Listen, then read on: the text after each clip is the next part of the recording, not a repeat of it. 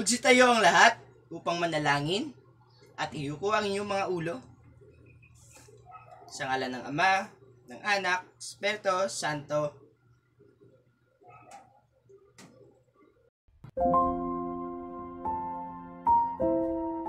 Panginoong Yesus, maraming salamat po sa lahat ng biyaya na pinagkakaloob niyo sa amin sa araw-araw.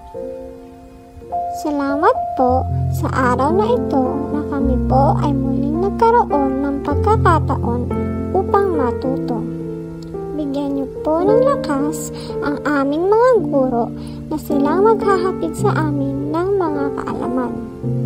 At nawa po ay tulungan niyo kami ng aking mga kamag-aral na maunawaan ng mabuti ang aralin ngayon. Patuloy po kayong maghari sa aming mga buhay. Ito po ang aming panalangin. Amen. God bless you. Sa ngalan ng Ama, ng Anak, Espiritu Santo. Amen. Isang maganda tanghali sa inyong lahat, Section Pilak. Kumusta naman ang mga araw ninyo? Kayo ba'y nakapagpananghalian na? Ayan, mabuti naman. At nang makapag-focus kayo para sa ating bagong paksang tatalakay ngayon, tanghali. Bago kayo umupo, ay maaari nyo bang pulutin ang mga basura na nagkalat sa inyong paligid?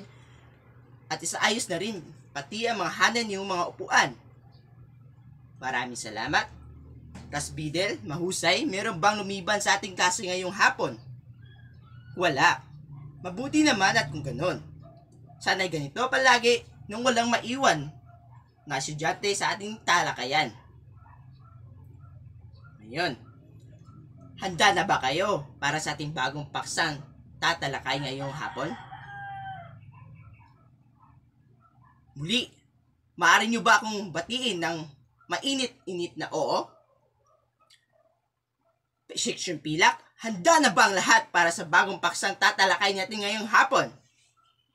Ayan, buti naman kung ganon. Ramdam ko ngayon ang iyong pagkasabik. Subalit, bago tayo dumako sa paksang tatalakayin natin ngayon, ay hayaan nyo muna makapagbigay ako ng mga alituntunin sa loob ng ating klase.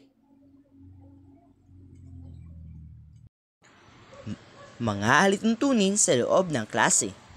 Una, makinig ng mabuti habang nagsasalita ang guro o kapwa mag-aaral. Pangalawa, itaas ang kamay kung may nais sabihin o kung sasagot sa mga katanungan. Pangatlo, makiisa sa mga gawain upang mas matuto.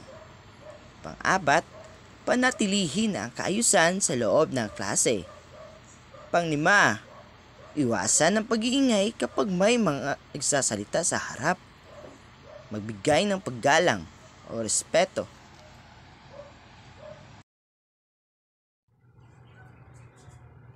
Ayan, malinaw ba sa inyo ang ating mga alituntunin sa loob ng klase-class? Mabuti naman kung ganon. Ngayon, bago tayo dumako sa ating paksang tatalakayin, ay meron pa bang nakakaalas dito sa inyo kung ano ang paksang natalakay natin noong nakaraang pagtitipon? Yes, binibining Claribel, maaari ka bang tumayo at magbahagi? Ayan, tama. Tungkol sa pang-uri. Muli, ano nga ba ang salitang pang-uri? Yes, Ginoong Bongga, maaari ka po bang tumayo? Ayan, tama. Ito ay mga salitang naglalarawan o nagbibigay katangian sa mga pangalan na ginagamit. Yes, binibining Dede, maaari ka po ba makapagbigay ng halimbawa nito sa isang pangusap? Yan, magaling. Ako'y natutuwa sapagkat naalala nyo pa ng malinaw kung ano ang paksang natalakay natin noong nakaraang pagtitipon. Ngayon, bago tayo dumako sa ating bagong paksang tatalakayin, ay meron muna akong ipapagawa sa inyo. Ang gagawin niyo lang ay hulaan ang mga larawan na nakapaskil sa pisara. Malinaw ba sa lahat? Ayan, mabuti. Handa na ba kayo? Magaling. At simulan na natin. Yan. Ngayon class, maaari nyo bang sabihin kung ano ang nakikita ninyo ng mga larawan na nakapaskil sa pisara? Tama, ito ay Tessa at Pisara. Ngayon, may mga pagsasabi ba dito sa inyo kung ano ang koneksyon ng Tessa at Pisara sa isa't isa? Yes? Ginoong Bongga, maaari ka po bang tumayo? Tama. Ang Tessa at Pisara ay parehong kagamitan na ginagamit ng guro sa pagtuturo. Magaling. Ngayon, may idea na ba kayo kung ano ang posibleng paksang tatalakayin natin sa hapon na ito?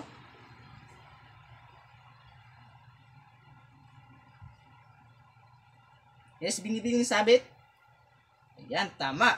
Tungkol sa pangugnay o di kaya'y tinatawag na pangatnig. Ngayon, ano nga ba ang pangatnig?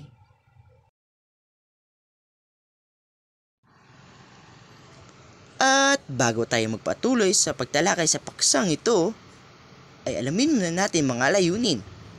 Pagkatapos ng talakayan, ang mga mag-aaral ay inaasahang natutukoy kung ano ang kahulugan ng pangatnig at ang mga uri nito. Napahalagahan ang paggamit ng mga salitang pangatnig. Nagagamit ang iba't ibang uri ng pangatnig sa isang sanaysay.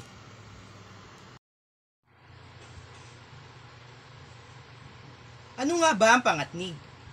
Ang pangatnig o conjunction, kung sa English ay tawagin, ay ginagamit para pagdugtungin ang mga pangusap sa pangusap, sugnay sa sugnay, parirala sa parirala.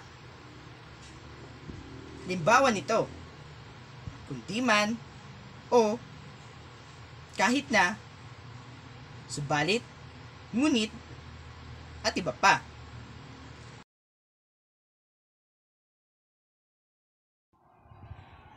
Binibining bingkulado, maaari mo bang basahin at sabihin kung ano ang salitang pangatnig na ginagamit sa pangusap na ito?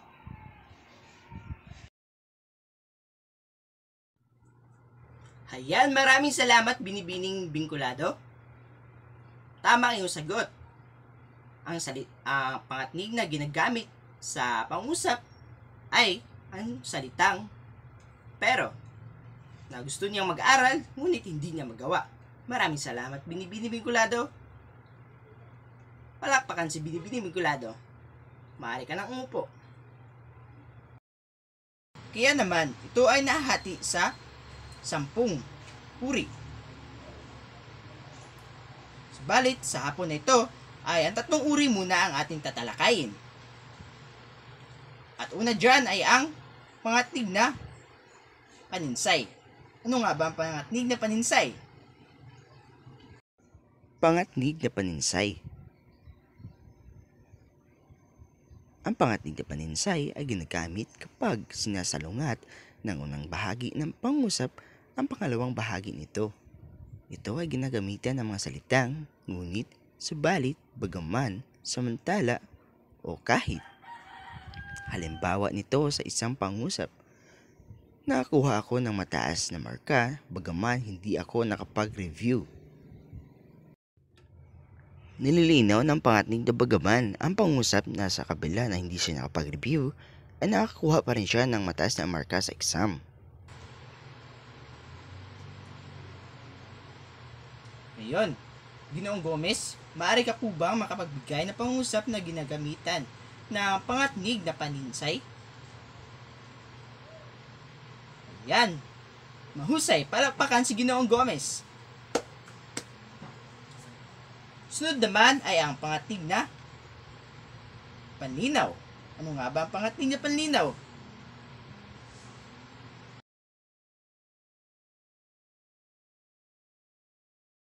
Pangatnig na panlinaw.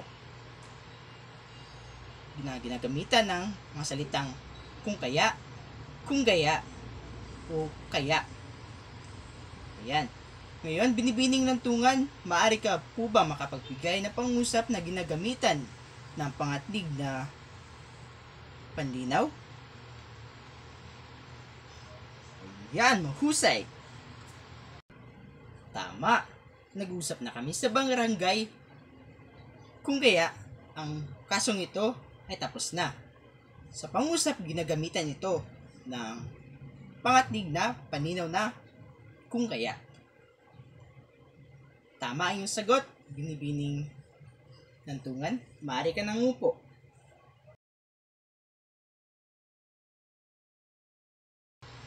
Pangatnig na panubalik. Ito ay ginagamitan ng mga salitang sana, disin, kapag, sakali at iba pa. Ito ay ginagamit sa mga pangusap na nagsasaad ng walang katiyakan o walang kasiguraduhan. Ngayon, binibining nasyon, maaari ka po ba makapagbigay ng sariling halimbawa ng pangusap na ginagamitan ng pangatig na panubalik? Maaari ka po bang tumayo? Yan. Tama. Palakpakan si Binibining Nasyon. Maaari ka nang upo, gaya ng sabi ni Binibining Nasyon. Kung sakaling hindi ka mapapasakin, sana papunta ka sa tamang tao. Ayan. Palakpakan muli si Binibining Nasyon. Magaling. Ngayon, Binibining Artaho, maaari mo bang sabihin kung ano ang mga salitang panubali na pangatnig ang ginagamit ni Binibining Nasyon sa kanyang pangusap na ibinigay o binahagi? Tama, ang salitang sakali at sana. Magaling. Palakpakan si Binibining Artaho.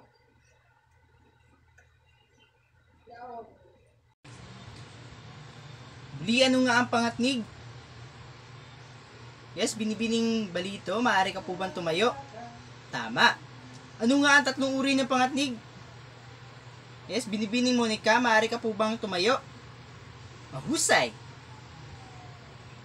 Natutuwa ako sapagat nasa ulo niyo lahat ng ating tinalakay.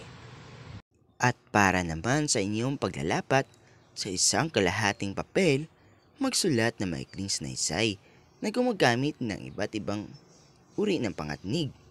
At pagkatapos, salong guhitan ang mga salitang pangatnig na inyong ginamit. At inyo itong isusumite sa loob ng 15 minuto.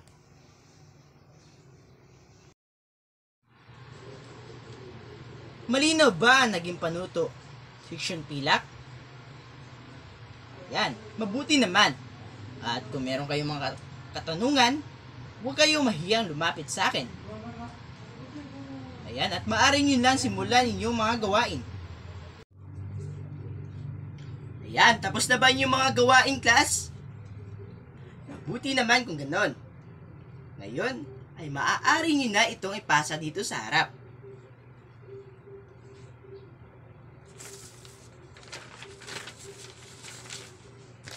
Yan, maraming salamat. Ngayon ay magpapatuloy na tayo para sa ating susunod na gawain. At ito ay ang pagtataya. Ayan. Ngayon, para sa inyo, bakit nga ba napakahalagang pag-aralan ang paggamit ng pangatnig? Yes, Binibining Balaod, maaari ka po bang tumayo? Ayan, maraming salamat. Natutuwa ako sapagat nauunawaan nyo ng malinaw ang ating paksang na tinalakay ngayon. Kaya naman, para sa inyong pagtataya,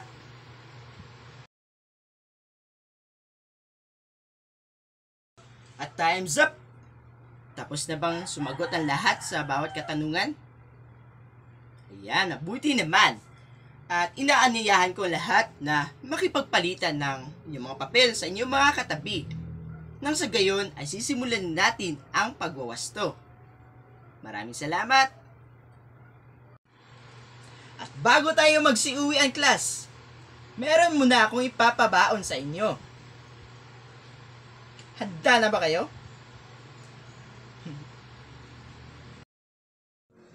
Bumuo ng 5 pangkat sa klase at pagkatapos saliksikin ang iba pang natitirang uri ng pangatnig. Isang uri ng pangatnig bawat grupo at iuulat ito sa susunod na pagtitipon. Ayan. Maraming salamat sa inyong napaka-aktibong partisipasyon. Naway marami kayong natutunan sa hapon na ito. Binibining Precious, maaari mo bang pangunahan ang ating panapos na panalangin? Sa ngalan ng Ama, ng Anak, Espiritu Santo.